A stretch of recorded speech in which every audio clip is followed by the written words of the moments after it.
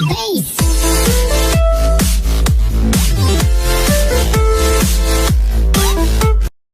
लाल यादव ने कहा कि जो हश्र महागठबंधन का बिहार में हुआ वही हश्र अखिलेश यादव का यूपी में होगा, क्या कहना? अब उनके बारे में हम कुछ नहीं कहना चाहते हैं। वो इतने बड़े आदमी हैं, वो ब्रह्मा को भी चुनौती देते हैं। तो उनके बारे में इसी आजमगढ़ में उन्होंने ब्रह्मा को भी चुनौती दी थी। तो ऐसे बड़बोले लोगों के जवाब देने की मुझे नहीं समझता कोई ज़रूरत है। हम लोग समाजवादी लोग अपने नेता आदरणीय अखिलेश जी के नेतृत्व में जो उत्तर प्रदेश की जनता की तकलीफ़ें हैं, शिकायतें हैं, परेशानियां हैं, जो अन्याय है, अत्याचार है, शोषण है, भेदभाव है, जाति के नाम पे अत्याचार है, उस चीज़ को लेकर हम समाजवादी लोग उत्तर प्रदेश की जनता के बीच में हैं। और मुझे पूरा यकीन है 24 के चुनाव की तो शुरुआत है, 27 के चुनाव में उत्तर प्रदेश का जनमानस दिखा देगा कि उत्तर प्रदेश के अंदर ये जो सरकार चल रही है, जो अत्याचार, शोषण, बुलडोजर, सामंतवाद, भेदभाव, जाति धर्म के नाम पे जो बंटवारा, जो अत्याचार हो रहा है, इन सब चीज़ों का जवाब उत्तर प्रदेश की जनता 27 के चुनाव में। समाजवादी पार्टी की क्या तैयारी है? SIR को लेकर समाजवादी पार्टी का एक साथी, एक कार्यकर्ता मैदान में है और हम लोग भी अपने स्तर से जितना बेहतर हो सकता है उसकी समीक्षा भी कर रहे हैं और कहीं कोई अगर दिक्कत है तो साथियों को सक्रिय भी करने का काम कर रहे हैं। और मुझे पूरी उम्मीद है कि उत्तर प्रदेश का मतदाता, आजमगढ़ का मतदाता स्वयं सक्रिय होके, क्योंकि लोग जानते ही है SIR चुनाव जीतने का हथकंडा है।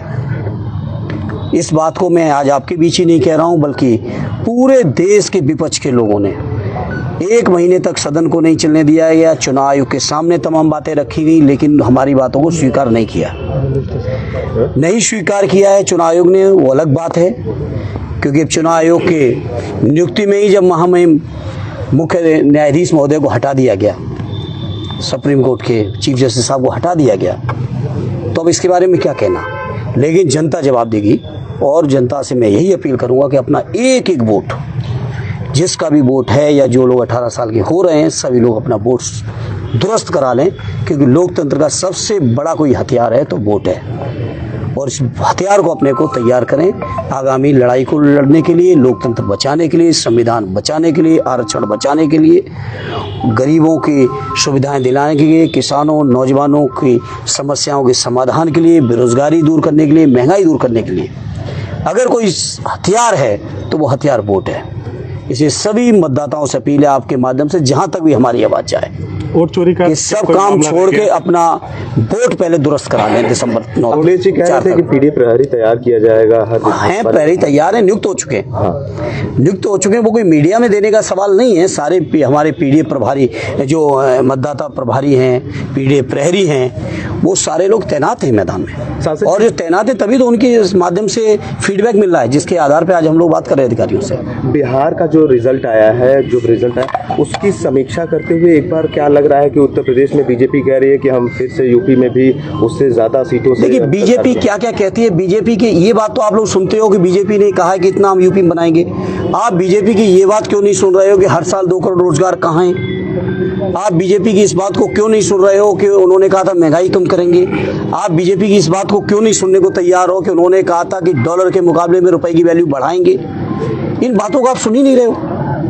आप जो बीजेपी के हित की बातें केवल उतनी सुन लेते हो।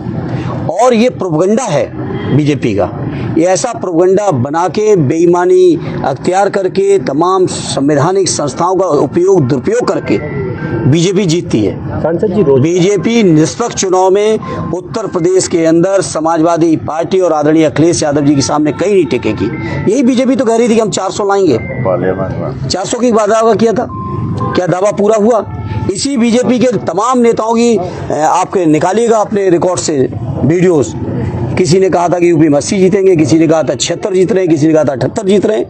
आगे उत्तर प्रदेश की जनता ने परिणाम क्या दिया?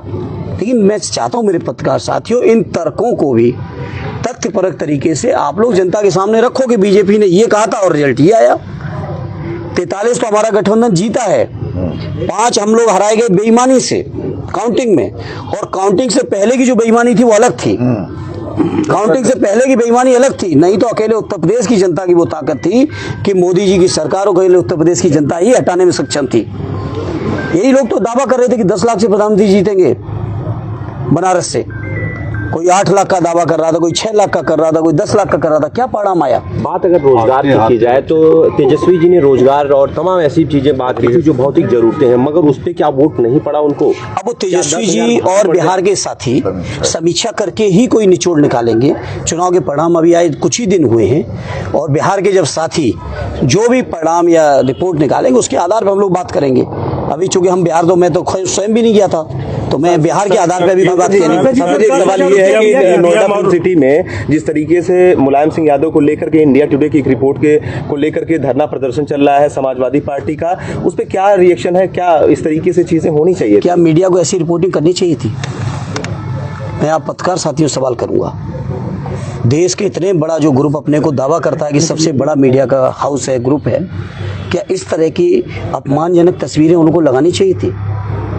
और जब ये तस्वीरें लगाएंगे तो अभी तो शुरुआत है धरने की, जरूरत पड़ेगी और आगे कार्रवाई करेंगे, बहिष्कार भी करने की जरूरत पड़ेगी, करेंगे। नहीं, जिस तरीके से वो कह रहे हैं श्राप दिया गया था और यहीं से पतन हो जाएगा समाजवादी पार्टी का, इस तरीके के शब्दों का इस्तेमाल। और तो आप मीडिया के साथियों, उस ग्रुप के लोग भी होंगे, आजमगढ़ में भी होंगे, जरा उनके माध्यम से पूछिए।